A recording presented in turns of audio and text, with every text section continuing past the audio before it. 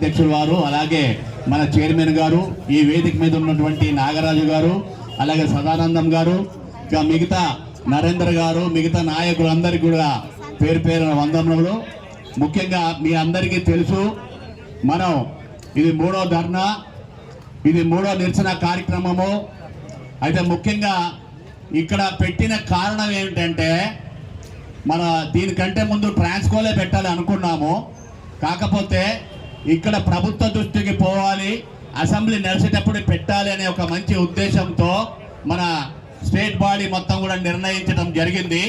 కాబట్టి మిత్రులారా, చాలా తక్కువ సంఖ్యలో ఎక్కువ సంఖ్యలో అనేది పాయింట్ కాదు, కానీ ఇప్పుడు నాగరాజు గారు చెప్పినటువంటి కొన్ని అంశాలు పరిగణనలో తీసుకోవాల్సిన అవసరం అయితే ఉంది.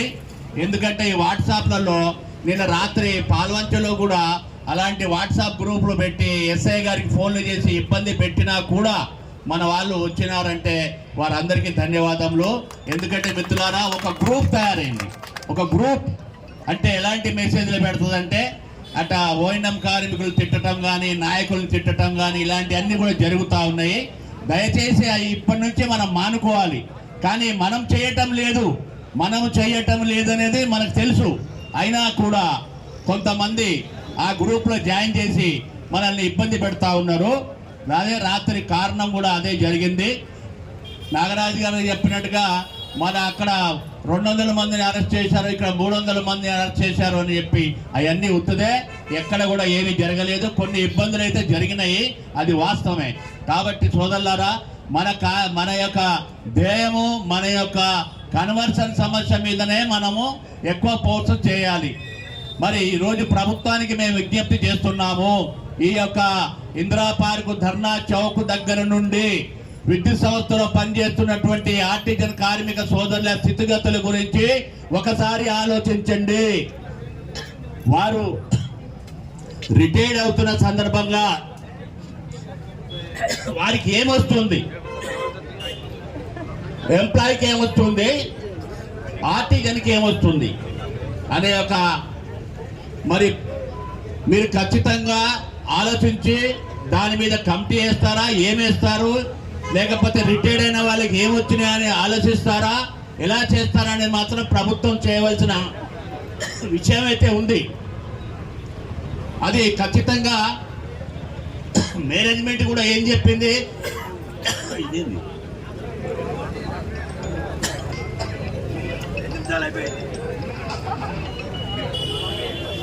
మేనేజ్మెంట్ కూడా ఏం చెప్పింది, మీరు గవర్నమెంట్ గెలవండి, అలాగే పవర్ మినిస్టర్ గారిని కలిసి మీ యొక్క విజ్ఞాత పత్రం ఇవ్వండి.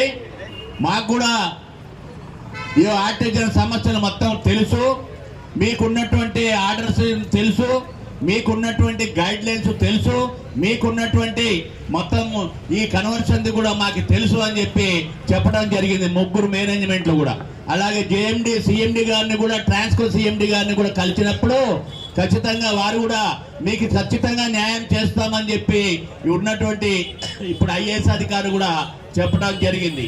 మిత్రులారా, మనము ఏదైనా పిలిపించినప్పుడు ఖచ్చితంగా సమన్వయం పాటించి ఖచ్చితంగా అందరూ కూడా భుజం కలిపి ముందుకు వచ్చినప్పుడే మన యొక్క కన్వర్షన్ అనేది సాధ్యపడుతుంది. మీ అందరికీ తెలుసు, మనం స్వీపర్ పనిచేసే గ్రేడ్ 4 ఎవరైతే మహిళా ఉద్యోగి గ్రేడ్ 4 ఉందో ఆమెను స్వీపర్ చేయాలని కూడా మనం అడుగుతున్నాము. అలాగే 10th క్లాస్ చేసినటువంటి వాళ్ళకి ఏ అయితే అటెండర్ పోస్ట్ కానీ, సబార్డినేట్ పోస్ట్ కానీ ఏమని మనం అడుగుతున్నాము. మనం ఇచ్చినటువంటి దాంట్లో క్లియర్గా ఉంది.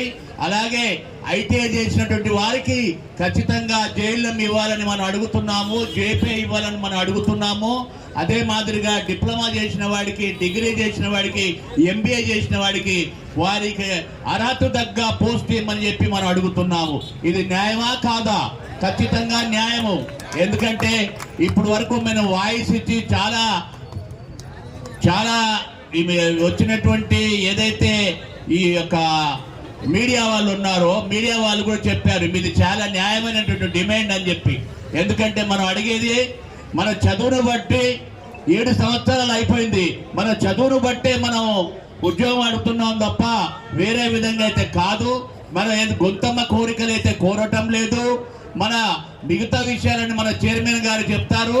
కాబట్టి మిత్రులారా, మేము ఏం కార్యక్రమం తీసుకున్నా కూడా మీరు పెద్ద ఎత్తున రావాలి.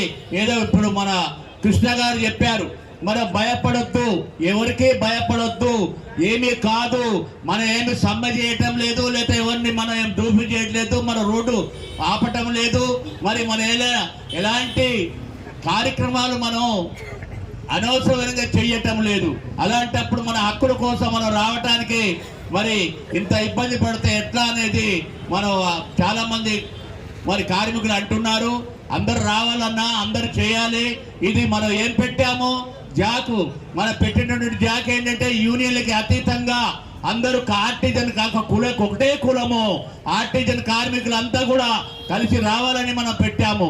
మరి దానికి ఖచ్చితంగా అందరూ పాటించి ఖచ్చితంగా జయప్రదం చేసి మనం ఏదైతే కార్యక్రమం తీసుకుంటామో మరి ఆ కార్యక్రమాన్ని జయప్రదం చేస్తేనే మన హక్కుల సాధనకై మనం ఖచ్చితంగా ముందుకు వెళ్తామని చెప్పి కూడా మీ అందరికీ మనవి చేస్తున్నాను. మిత్రులారా, ప్రతి ఒక్క విషయం కూడా మేము చెప్పే ప్రతి విషయం కూడా తీసుకోవాలి. ఇప్పుడు నాగరాజు గారు చెప్పని, ఇంకోళ్ళు చెప్పని, మేడి రమేష్ గారు చెప్పని, ఇంకోళ్ళు చెప్పని ఏది చెప్పినా కూడా మన అందరి మంచి కొరకే, మన అందరి యొక్క బాగు కొరకే, మన యొక్క ఏదైతే కన్వర్షన్ సాధన కొరకు మనం ఏదైతే ఎంత కష్టపడి పనిచేస్తున్నామో మరి అదంతా శ్రమకృతం కావాలి, దాని విజయం సాధించాలని ఒక సంకల్పంతో మనం ఉన్నాము.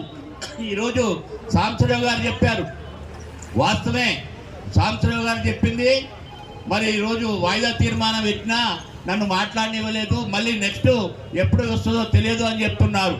వాస్తవంగా మనం అందరు ఎమ్మెల్యేలకు ఇచ్చాం, ఎంపీలకు ఇచ్చాం, వాళ్ళకి ఇచ్చాం, అలాగే ఎమ్మెల్సీలకు ఇచ్చాము, మంత్రులకు ఇచ్చాము, ప్రతి ఒక్కరికి ఇచ్చాము. ఎవరెవరు మాట్లాడాలి.